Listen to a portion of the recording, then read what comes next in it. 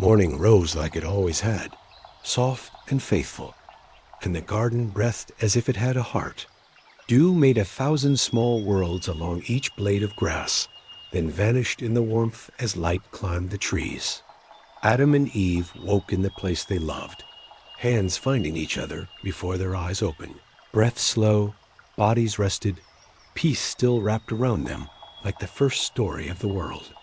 They rose and followed the path that had learned their steps, pausing at the pool that whispered over stone, lifting water to their faces, tasting the simple kindness of a day that promised nothing more than itself. At the edge of the garden, wild brush leaned into shadow, and the light fell in broken coins across the ground.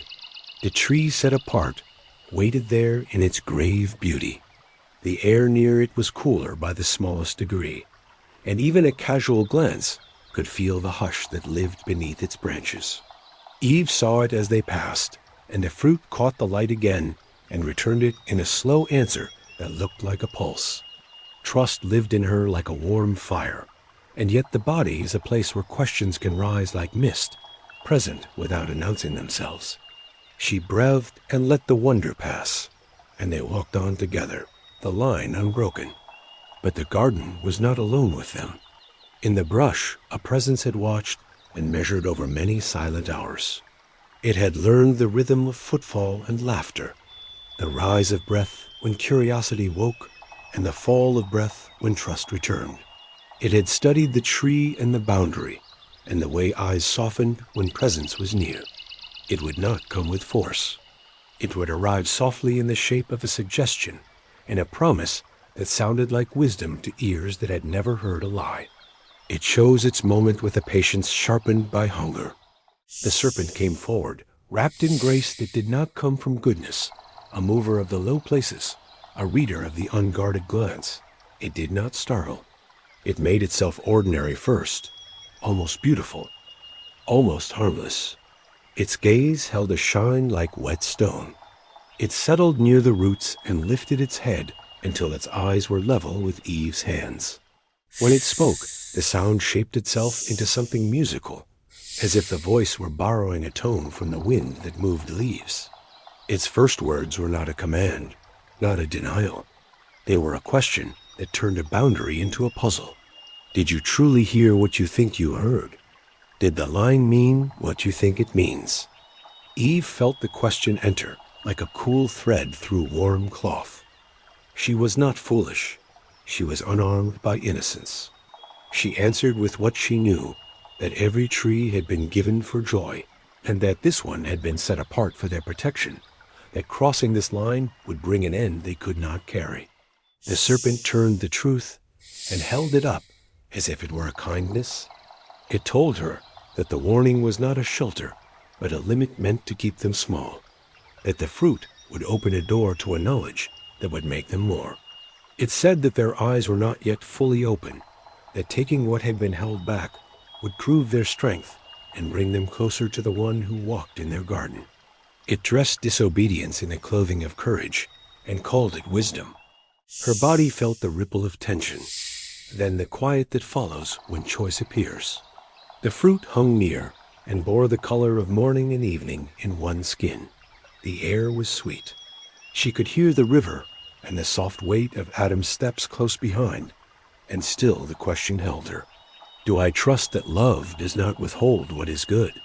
Do I take with my hand what my heart has not been given? The serpent waited. The garden waited. The world held its breath. Eve stood closer. The surface of the fruit mirrored a fleck of light that moved like a tiny star. It smelled of brightness and promise. Her fingers hovered, then closed.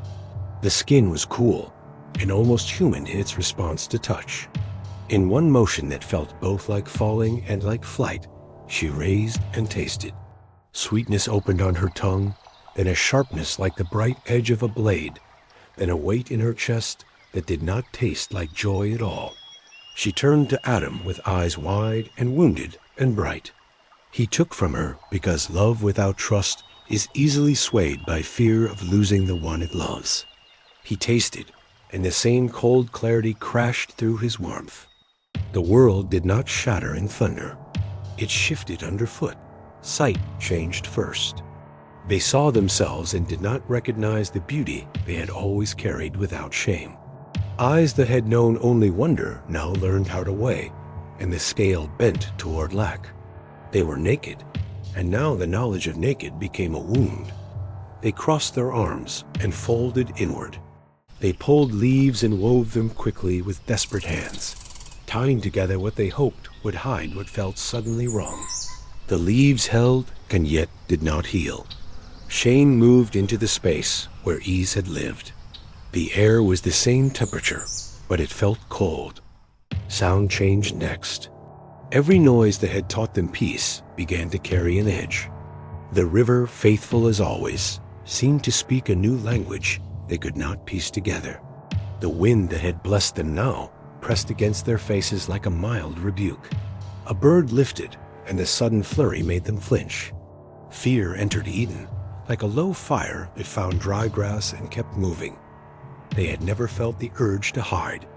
Now hiding felt like survival. They fled into the shade and pressed their bodies against the friendly roughness of a tree, hoping that bark would become a wall. Presence came in the cool of the day, as faithful as morning, and the garden lifted to meet it. But Adam and Eve did not lift. They crouched low and held breath like fugitives in their own home. The first question answered them with sorrow. Where are you? Not because the Maker did not know, but because love asks for the truth of a heart, even when the facts are plain. Adam stepped out, not with a joyful greeting, but with dread. He spoke what the snake had taught him to speak, not a lie this time, but a confession without full ownership.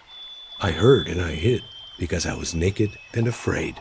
The words naming fear entered the air of Eden, and the air learned grief. Presence pressed with gentle strength. Who told you that naked was something to fear? Have you taken what you were not given? Adam trembled and turned away from accountability and toward defense. He looked at the woman whose hand he held in the mornings and said that the gift of her had become his reason. He looked toward the one who gave gifts and moved blame upward with the same breath.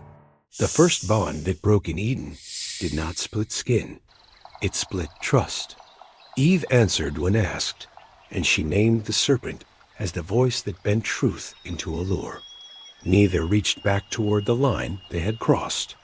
The garden heard their voices and knew that the song had changed. Judgment came, not as rage that destroys, but as grief that names what harm does and refuses to lie. The serpent would crawl low now, not with proud grace, but with humiliation, and its end would be death by the heel of the child it had hoped to ruin.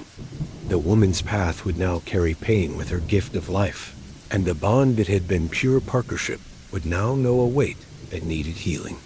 The man's joy in work would turn to labor and sweat, and the soil would resist his care with thorns that did not answer touch with gratitude. The ground that had been only friend would become a mirror for his brokenness. Dust would one day reclaim what breath had raised. They listened with hearts cracked open.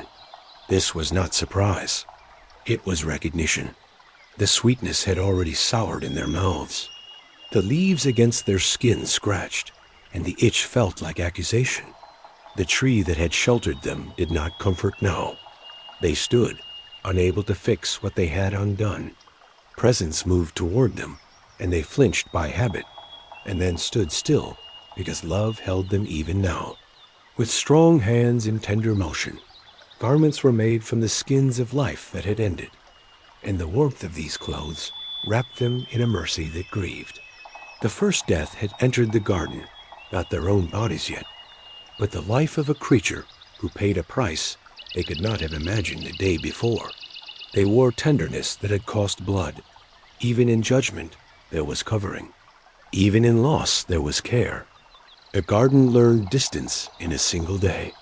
They would not be allowed to take from the tree of life now that death had settled on them. To live forever in a broken state would be a worse sentence than death.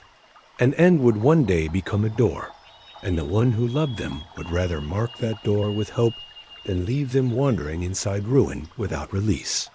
So the way back was closed, and the way forward was opened into a world that would test them and shape them, and finally call them home by a path they could not see yet. The light changed as the decision took shape. The sun moved toward evening and drew longer shadows that reached like slow water across the ground. The river kept speaking, faithful and unchanged, but there was a new sound layered within it, the quiet thud of a heart that has learned regret. Adam looked at Eve and saw not an enemy, but a companion who had fallen with him and would walk forward beside him. Eve looked at Adam and saw not a judge, but a man she loved who had feared, and then failed, and then stood again.